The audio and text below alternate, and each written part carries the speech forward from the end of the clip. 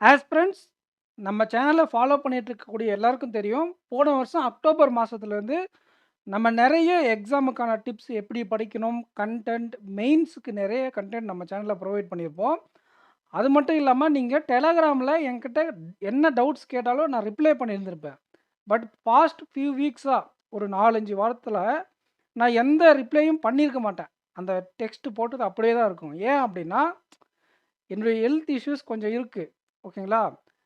Family work, commitment எல்லாத்துக்கும் நடுவுல நான் எவ்வளோ ரிப்ளை பண்ண முடியும்? நீங்களே சொல்லுங்க. எந்த ரிப்ளையும் என்னால பண்ண முடியல. நான் ரிப்ளை பண்ணல. அந்த டெலகிராம் குரூப்ல கூட பார்த்துருப்பீங்க. நான் ஆக்டிவா இருந்திருக்க மாட்டேன்.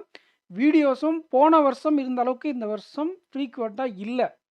எஸ்பிஐ பிஓ அனலைசிஸ்ல பார்த்துருப்பீங்க. என்ஐசிஎல் அசிஸ்டன்ட் அந்த மாரி ஓஐசிஎல் அசிஸ்டன்ட், ஐஓபி இந்த மாரி எந்த எக்ஸாமுக்கும் நான் டீட்டெயில்டா போன வருஷம் பண்ண மாதிரி ஆஸ்பிரண்ட்ஸ் கிட்ட ஃபீட்பேக் கேட்டு அதுக்கான எக்ஸ்பெக்டட் கட் ஆஃப் என்ன? எவ்வளோ படிக்கணும்? அந்த எக்ஸாமுக்கான strategy, preparation tips, exam level எதையுமே நான் அப்லோட் பண்ணியிருக்க மாட்டேன். ஏன் அப்டின்னா, ஆல்ரெடி கொஞ்சம் எனக்கு லைட்டா ஒரு என்னுடைய ரொட்டீன்ல பாதிப்பு வந்திருக்கு. எப்படின்னா டைம் அதிகமா இல்ல.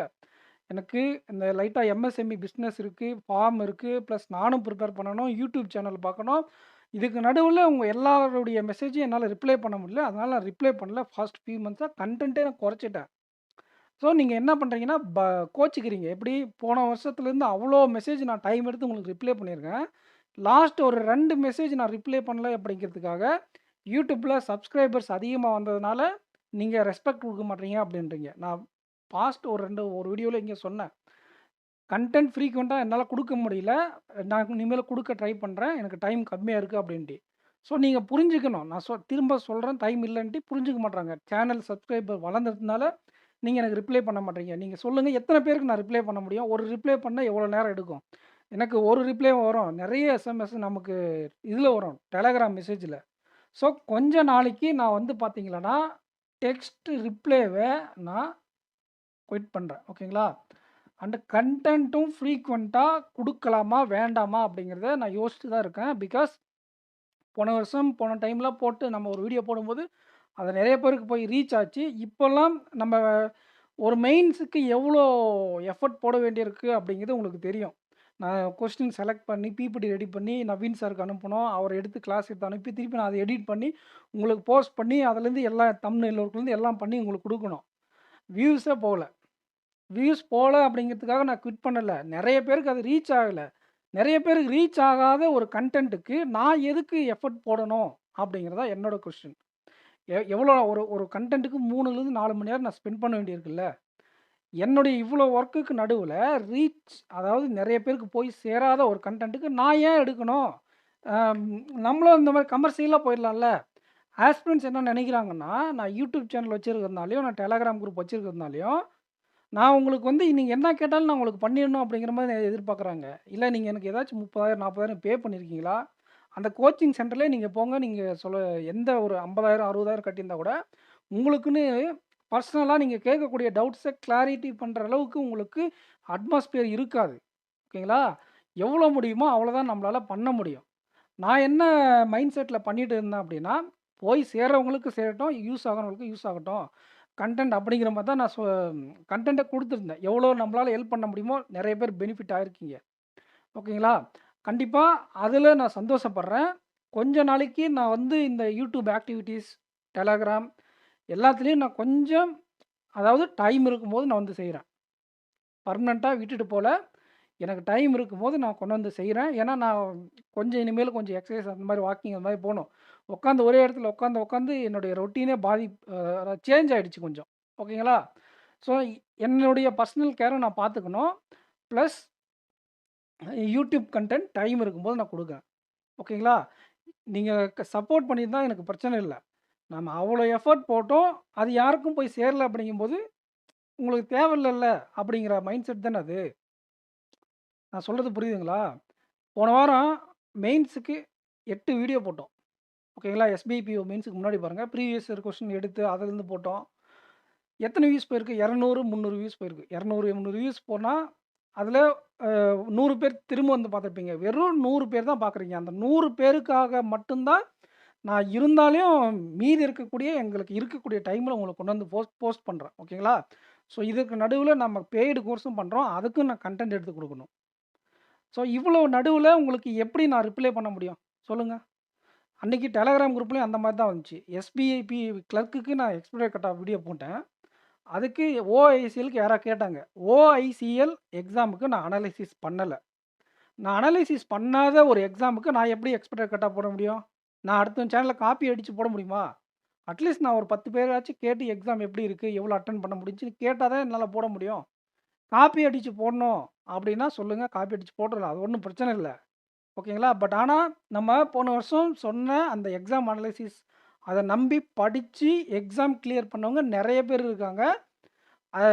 கம்மியான அட்டெம்ப்ட் இருக்குன்னு மெயின்ஸுக்கு ப்ரிப்பேர் ஆகாமல் இருந்திருப்பாங்க. ஆனால் நம்ம சொன்ன அந்த நம்பிக்கையின் அடிப்படையில் ப்ரிப்பேர் பண்ணி ஐபிபிஎஸ் பிஓ மெயின்ஸ் ஆனவங்க முதல் கொண்டு இருக்காங்க. ஓகேங்களா? ஸோ அந்தளவுக்கு அத்தென்டிக்காக இருக்கணும். நம்ம ஒருத்தன் காப்பி அடிக்கணுன்றதுக்காக நான் கொடுக்கல. அதுக்கு அவங்க என்னன்றாங்க குரூப்பில், இந்த மாதிரி எஸ்பிஐ கிளர்க்குக்கு போட்டால் நிறைய வியூஸ் வரும், நிறைய காசு வரும். என் யூடியூப் இன்கம் என்னன்னு தெரியுமா? மாதம் ரூ. 800 600 ரூ. 800 600 ஒரு நாள் நீங்கள் போய் ஒரு இடத்துல ஒர்க் பண்ணால் ₹1000 இன்கம் வரும். அந்த 800 600 தான் நாங்கள் ஒர்க் பண்ணுறோம் அப்படின்னு நீங்கள் நினைக்கிறீங்களா? அப்படின்னு நினச்சா அந்த 800 600 எனக்கு தேவையில்லை. எனக்கு ஃபார்முலே அது ஆட்டோமேட்டிக்காக வந்துடும். எனக்கு பாக்கு தோப்பு இருக்குது, தேங்காய் தோப்பு இருக்குது, புளி வியாபாரம் இருக்குது. எனக்கு இன்கம்மாக இல்லை. நான் எக்ஸாம் கிளியர் பண்ணிட்டு வேலைக்கு போகிறேன். என்ன ஃப்ரெண்ட்ஸ், இப்போ ஒருத்தர் ஹெல்ப் பண்ணாக்கல நீங்கள் இப்படி தான் டீல் பண்ணுவீங்களா சொல்லுங்கள்? அடுத்து யாருன்னா உங்களுக்கு ஹெல்ப் பண்ண முன் வர முடியுமா? இப்போ நம்மளே இப்போ இவ்வளோ நாள் நம்ம எந்த ஒரு பாரபட்சமும் பார்க்காம எல்லாருக்கும் ஹெல்ப் பண்ணிட்டு இருந்தோம். இப்படி ஒவ்வொருத்தரா நீங்கள் இந்த மாதிரி கேட்கும்போது நமக்கு எப்படி தோணுதுன்னா, ஸோ அந்த ஒரு ஆஸ்பிரண்ட் சொன்ன பதில் எனக்கு வந்து ரொம்ப மைண்ட் அஃபெக்ட். எப்படின்னா, நான் உங்களுக்கு போன வருஷம் வந்து அதுக்கு முன்ன போன வருஷம் சேனல் ஸ்டார்ட்டிங்லேருந்தே எனக்கு டெக்ஸ்ட் பண்ணிட்டு இருந்தாங்க. எல்லா மெசேஜும் நான் ரிப்ளை பண்ணிடுவேன். இப்போ எல்ஐசி ஏஏ ஒரு ரிலேட்டடாக ஒரு டவுட் கேட்டிருந்தாங்க. இப்போ ப்ளஸ் இப்போ அஃபேர்ஸ் கிளவுடோடைய மெட்டீரியல் கேட்டிருந்தாங்க. பிடிஎஃப் ஷேர் பண்ண சொல்லி. அவங்க என்ன தான் ப்ரொமோட் பண்ண சொல்லி கேட்டிருக்காங்க. நானே எப்படி அவங்களுக்கு அந்த மெட்டீரியல் ரெடி பண்ண முடியும்? நான் யாருக்குமே ரிப்ளை பண்ணல. இந்த மாதம் மெசேஜ் பண்ணவங்களுக்கு முக்கால்வாசி பேருக்கு நான் ரிப்ளை பண்ணல. ரிப்ளை பண்ணாம இருந்ததுக்கு இந்த மாதிரி சொல்கிறாங்க. நீங்கள் வளர்ந்துட்டீங்கன்னு எனக்கு ரிப்ளை பண்ண மாட்டேறீங்க. எனக்கு ப்ரீவியஸ் மெசேஜில் ரிப்ளை பண்ணல. நீ வா அப்படி போ அப்படின்னு பேசுகிறாப்புல.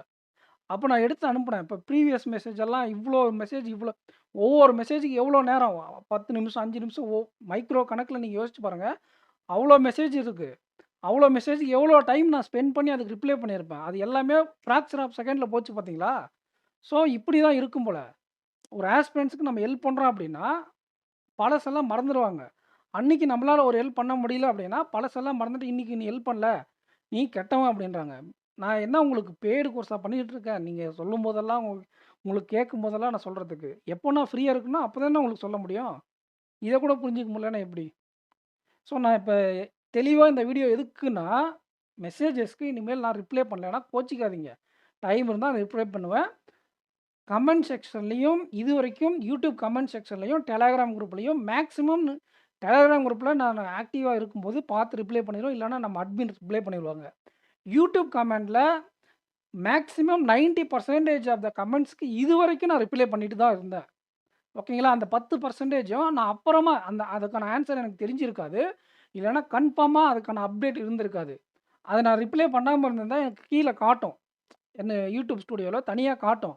அப்போது நான் பார்த்து ரிப்ளை பண்ணேன் அப்படின்னா, ரிப்ளை பண்ண ஏதுவா இருக்குன்னு நான் அப்புறம் ரிப்ளை பண்ணாம லைக் கூட போடாம விட்டுருவேன். அப்போ தான் எனக்கு தனியா காட்டும் இந்த மெசேஜுக்கு நீங்க ரிப்ளை பண்ணல அப்படின்ட்டு. ஸோ நீங்க கொஞ்சம் புரிஞ்சுக்கோங்க. ஓகேங்களா? அதுக்கான ஆன்சர் தெரிஞ்சா நான் உடனே ரிப்ளை பண்ணிருவேன். நான் பார்த்தனாலும் ரிப்ளை பண்ணிருவேன். யூடியூப் கமெண்ட் செக்ஷன்ல. அதுவும் ஒரு லிமிட்டுக்கு மேல போயிடுச்சு, இந்த மாரி நடக்குது அப்படிங்கிற பட்சத்தில நான் டைம் இருக்கும்போது உங்களுக்கு ரிப்ளை பண்றேன் ஃப்ரெண்ட்ஸ். அந்த கொஸ்டினுக்கு ஆன்சர் தெரிஞ்சா நான் உங்களுக்கு ரிப்ளை பண்றேன். நான் பார்த்தா ரிப்ளை பண்ணிருவேன். நான் பார்க்கலன்னா ரிப்ளை பண்ண முடியாது. எனக்கு டைம் இருந்தா ரிப்ளை பண்ணிருவேன். இத தான் உங்களுக்கு சொல்ல வந்தேன். சேனல் கன்டென்ட் ஃப்ரீக்வென்ட்டா வருமா? வராதா? அப்படிங்கிறது பேஸ்ட் ஆன் உங்களுடைய சப்போர்ட். அதில எனக்கு இன்கம் எதுவும் கிடையாது. நீங்க ஃபர்ஸ்ட்டு புரிஞ்சுக்கணும். நான் நான் ஒரு மெயின்ஸ் கன்டென்ட் 3 மணி நேரம் எடுத்து போடுறேன் அப்படின்னா, ஒரு 500 பேர் பார்க்குறீங்கன்னா, 1000 வியூஸ்க்கு ரூ. 20 500 வியூஸ்க்கு ரூ. 10 அந்த ரூ. 10க்கு நான் 3 மணி நேரம் கன்டென்ட் எடுத்து ரெடி பண்ணி, ப்ரிப்பேர் பண்ணி உங்களுக்கு அப்லோட் பண்ணணும். அந்த இன்கமுக்கு தான் நான் அந்த வீடியோ போடுறேன் அப்படின்னு நீங்க எவாலுவேட் பண்ணீங்க அப்படின்னா, அந்த வீடியோ நான் குடுக்குறதில்ல. ஓகேங்களா? அந்த ரூ. 10க்கு தான் நான் அந்த வீடியோ போட்டேன் அப்படின்னு நீங்க நம்புறீங்க அப்படின்னா, அந்த ரூ. 10 எனக்கு அந்த வீடியோ எனக்கு வேணாம் அப்படிங்கிறேன். ஓகேங்களா? ஸோ எனக்கு டைம் இருக்கும்போது இந்த மாரி எக்ஸாம் டிப்ஸு, அந்த மாரி விஷயங்கள சொல்லிட்டு நான் போயிடுறேன். ஓகேங்களா? எதுக்கு நான் எஃபோர்ட் போட்டுக்கிட்டு ரூ. 10க்கு என்னத்துக்கு எஃபோர்ட் போடணும்? நான் சம்பாதிக்க தானே பார்க்குறேன். அந்த ரூ. 10 எனக்கு வேண்டாம். ஓகேங்களா? ஸோ கண்டிப்பா நான் upcoming SBI clerk, IBPS clerk மெயின்ஸ்க்கு நெறைய கன்டென்ட் குடுக்கலான்னு தான் இருந்திருந்தேன். பட் குடுக்குறேன். பட் உங்களுக்கு நெறைய பேருக்கு அது ரீச் ஆச்சு அப்டின்னா, நெறைய பேருக்கு யூஸ்ஃபுல்லா இருக்கு அப்டின்றத அத கன்டின்யூ பண்ணுவேன். நெறைய பேருக்கு ரீச் ஆகல அப்டின்னா, அவ்வளோதான் அது. ஓகேங்களா? குறைச்சுப்போம். எஃபோர்ட் போட மாட்டோம். ஏன்னா, நான் கன்டென்ட் எடுத்து, பிபிடி ரெடி பண்ணி, ரீசனிங் நான் எடுக்கணும். அது இல்லாம நவீன் சாருக்கு எடுக்கிறதுக்கு நான் மெட்டீரியல் ரெடி பண்ணி இங்கேருந்து அனுப்பிடணும். எங்களுக்கு டீம் இருக்கு. 10 பேர் ஒர்க் பண்ணிட்டு இருக்காங்கன்னு நெனைக்கிறீங்களா? இதில வர ரூ. 700க்கு நாங்க எங்க இப்ப ஒரு ஆளுக்கு ரூ. 10,000 10,000 10 பேர் குடுத்து உட்கார வைக்க முடியும்? நான் மட்டும் தான் content, editing, channel maintenance, comment section, Telegram group, plus preparation, தோட்டத்த பார்த்துக்கணும். எனக்கு ஒரு பையன் இருக்கான். பையன பார்த்துக்கணும். ஓகேங்களா? காலையில 7 மணி வரையும் வீட்லயே சரியா போயிடுது. இதுக்கு முன்னாடிலாம் 4 மணிலேருந்து 7 மணி வரையும் இங்க வந்து ப்ரிப்பேர் பண்ணுவேன். ஆனா, இப்ப ஃபேமிலி ஆயிட்டதுனால 4லேருந்து 7 மணி வரையும் வீட்லயே சரியா போயிடுது. 7 மணிக்கு இங்க வந்து என்னத்த ஆரம்பிச்சு, என்னத்த பண்ண? நான் மார்னிங் 5 டூ 9 வொர்க்கிங் பெர்சனு. அந்த டைம் தான் முக்காவாசி வேலைய முடிப்பேன். ஸோ, இவ்வளோ ஸ்ட்ரகிள், இவ்வளோ இதுக்கு நடுவுல டைம் எனக்கு இல்ல உண்மையாவே. அதுக்கு நடுவுல நான் உங்களுக்கு கன்டென்ட் குடுத்துக்கிட்டு, டெலகிராம் மெயின்டெயின் பண்ணிட்டு தான் இருக்கேன். அத நீங்க புரிஞ்சுக்க மாட்டேங்கிறீங்க. ஓகேங்களா? ஸோ, எனக்கு டைம் இருந்தா நான் ரிப்ளை பண்ணிடுறேன். வளவளன்னு பேச விரும்பல. நெக்ஸ்ட் வீடியோல மீட் பண்ணலாம். நெக்ஸ்ட் வீடியோல மீன்ஸ் எனக்கு எப்போ டைம் இருக்கோ, ரொம்ப முக்கியமான வீடியோஸ் எல்லாம் நான் அப்லோட் பண்றேன். நீங்க பார்த்துக்கோங்க. யூஸ் ப யா யாருக்குன்னா இந்த வீடியோ யாருக்காக குடுக்குறேன் அப்டின்னா, எனக்குன்னு ஃபாலோவர்ஸ் இருக்காங்க. அன்னைக்கு என் டெலகிராம் குரூப்ல வந்து திட்டினாங்க இல்லையா? இந்த மாதிரி நீ காசுக்காக வீடியோ போடுற. எஸ்பிஐ கிளர்க்ல பல கோடி உனக்கு வந்துரும் அப்டிங்கிற மாரி பேசுனாங்க. அந்த வீடியோல எனக்கு வந்தது ரூ. 40 ரூ. 30 ரூ. 40 கூட கிடையாது. ஓகேங்களா? ரூ. 35 என்னமோ. ரூ. 35க்கு நான் ஒரு வீடியோ போடுறேன் அப்டின்னா, எவ்வளோ ஒரு நாளைக்கு ரூ. 35க்கு அவ்வளோ நேரம் பேசி, அவ்வளோ எஃபோர்ட் போட்டு, அத்தன பேர்கிட்ட நான் எக்ஸாம் அனலைசிஸ் உட்காந்து ரிசர்ச் பண்ணி, எல்லா ப்ரீவியஸ் இயர் பேப்பர எடுத்து பார்த்து, அந்த பேட்டர்ன் பிபிடி ரெடி பண்ணி, அவ்வளோ ரூ. 35க்கு நீங்க 3 மணி நேரம் ஒர்க் பண்ணுவீங்கன்னா சொல்லுங்க. அந்த மாரி நான் உங்களுக்கு அந்த வேலைய குடுக்குறேன். நீங்க வந்து செஞ்சு குடுங்க. அந்த ரூ. 35க்கு 3 மணி நேரம் நீங்க ஒர்க் பண்றீங்க. அந்த காசு பெருசு. அந்த காசுக்காக தான் நான் வீடியோ போடுறேன் அப்டின்னா, நீங்களும் வந்து செய்யுங்க. நான் உங்ககிட்ட குடுக்குறேன். ஓகேங்களா? அப்போ எனக்கு சப்போர்ட் பண்ணாங்க. சில ஆஸ்பிரண்ட்ஸ் வந்து சப்போர்ட் பண்ணாங்க. அந்த ஆஸ்பிரண்ட்ஸ்க்காக மட்டும் தான் ஃப்ரீ இப்பயும் வீடியோஸ் குடுக்குறோம். அப்கமிங்ல வீடியோஸ் குடுக்க போறேன். ஓகேங்களா? ஸோ நான் வீடியோஸ் ஏன் குடுக்குறேன் அப்டின்னா, அது நெறைய பேருக்கு போய் ரீச் ஆகலனா கூட, போய் ரீச் ஆகுறவங்களுக்கு ரீச் ஆகட்டும். ஓகேங்களா? அதுவும் அந்த வீடியோவும் அந்த ஆஸ்பிரண்ட்ஸும் இல்ல. அந்த வீடியோ யாருக்கும் யூஸ்ஃபுல்லா இல்ல. நெறைய பேருக்கு யூஸ்ஃபுல்லா இருக்கும். நெறைய பேருக்கு ரீச் ஆகல அப்டிங்கிற பட்சத்தில, நாங்க அதையும் கம்மி பண்ணிப்போம். முக்கியமான வீடியோ மட்டும் அப்லோட் பண்ணிட்டு போயிடுவோம். ஓகேங்களா? ஸோ நீங்க சப்போர்ட் பண்றது தான் இருக்கு. திரும்பவும் சொல்றேன், நான் யாருக்கும் ரெஸ்பான்சிபிள் இல்ல. அத நீங்க புரிஞ்சுக்கோங்க. நீங்க என்கிட்ட 30,000 குடுத்து படிக்கலங்க. இன்ஸ்டிடியூட் இல்ல இது. நான் உங்களுக்கு ஹெல்ப் பண்ணிட்டு இருந்தேன். டைம் இருந்தா நான் உங்களுக்கு ரிப்ளை பண்ணுவேன். ரிப்ளை பண்ணல அப்படிங்கிறதுக்காக நான் யூடியூப் சேனல் வச்சிருக்கேன். டெலகிராம் குரூப் வச்சிருக்கேன் அப்படிங்கிறதுக்காக நான் ரிப்ளை பண்ணல அப்படிங்கிறதுனால நீங்க என்கிட்ட கோவம் எடுக்கக்கூடிய உரிமை உங்களுக்கு இல்ல. யாரு கோவப்படணும் அப்டின்னா, யார் எனக்கு சப்போர்ட் பண்றீங்களோ, அவங்களுக்கு கோவப்பட உரிமை இருக்கு. புரிஞ்சுதுங்களா? யுட்டிலைஸ் பண்ணிக்கிறது. நெறைய பேர் என்ன பண்றாங்கன்னா, யூஸ் பண்ணிக்கிறாங்க. யூஸ் பண்ணிக்கிட்டு தூக்கி போட்டு போயிடுறாங்க. அந்த மாதிரி ஆஸ்பிரண்ட்ஸ்க்கு நான் கன்டென்ட் போடல. யூஸ் அண்ட் த்ரோ மாரி ஒரு டாக்ஸிக் அது. ஓகேங்களா? அந்த கேரக்டர்ஸ்க்கு நான் யூடியூப் சேனல் நடத்தல. உண்மையாவே யாருக்கு தேவை? நெறைய பேரு காசு குடுத்து படிக்க முடியாம வீட்ல படிக்கிறாங்க பாத்தியா? அவங்களுக்காக தான் மேக்ஸிமம் நம்ம சேனல் ரன் ஆயிட்டு இருக்கு. ஒரு இன்ஸ்டிடியூட்ல போனா எல்லாத்தையும் மேக்ஸிமம் சொல்லிக் குடுக்குவாங்க. இல்லன்னா பக்கத்துல இருக்கிற பசங்க கூட சேர்ந்து படிப்பாங்க. வீட்ல இருந்து படிக்கிறவங்களுக்கு, நான் போன வருஷம் போட்ட வீடியோஸ் எல்லாம் போய் எடுத்து பாருங்க. அவ்ளோ வீடியோஸ் அவ்ளோ பேருக்கு யூஸ் ஆயிருக்கும். இப்ப நீங்க பார்த்துட்டு இருக்கீங்க வீடியோ அப்டின்னா கூட, நீங்க பழைய வீடியோஸ் எல்லாம் எவ்ளோ யூஸ்ஃபுல்லா இருந்திருக்குன்னு உங்களுக்கு தெரியும். அது யாருமே நான் அப்சர்வ் பண்ணது. என்னென்ன விஷயங்கள அப்சர்வ் பண்ணேனோ, அது உங்களுக்கு சொல்லியிருக்கேன். என்னுடைய நாலேட்ஜ் உங்களுக்கு ட்ரான்ஸ்ஃபர் பண்ணியிருக்கேன். ஓகேங்களா? ஸோ உங்களுக்கு நான் காசுக்காக எதுவும் பண்ணல. நீங்க எனக்கு காசு குடுத்து நான் உங்களுக்கு பண்ணல. அதனால நான் உங்களுக்கு வந்து ரெஸ்பான்சிபிள்லாம் கிடையாது. நான் உங்களுக்கு ஹெல்ப் பண்றேன். குடுக்கும்போது நீங்க வாங்கிக்கோங்க. அவ்வளோதான் நான் சொல்லுவேன். இதே நான் ஒரு கோச்சிங் சென்டர் வச்சுக்கிட்டு இருக்கேன். என்கிட்ட நீங்க வந்து காசு குடுத்து படிக்கிறீங்க அப்படிங்கிற பட்சத்தில, நீங்க என்கிட்ட நேர்ல கேட்டு எனக்கு நான் உங்கள கண்டுக்காம போடா அப்படின்ட்டு போனா, நீங்க என்ன சட்ட புடிச்சு கேட்கலாம். பட் நீங்க இப்ப இப்ப பேசுனது கண்டிப்பா அது எந்த விதத்திலும் ஜஸ்டிஃபிகேஷனே கிடையாது. ஓகேங்களா? ஸோ நான் உங்களுக்கு ஹெல்ப் தான் பண்ணிட்டு இருக்கேனே தவிர, இது மனி மைண்டடா பண்ணல. எகைன் சொல்றேன் மனி மைண்டடா நான் பண்றேன் அப்படின்னா, எனக்கு இந்த மனியே தேவையில்ல.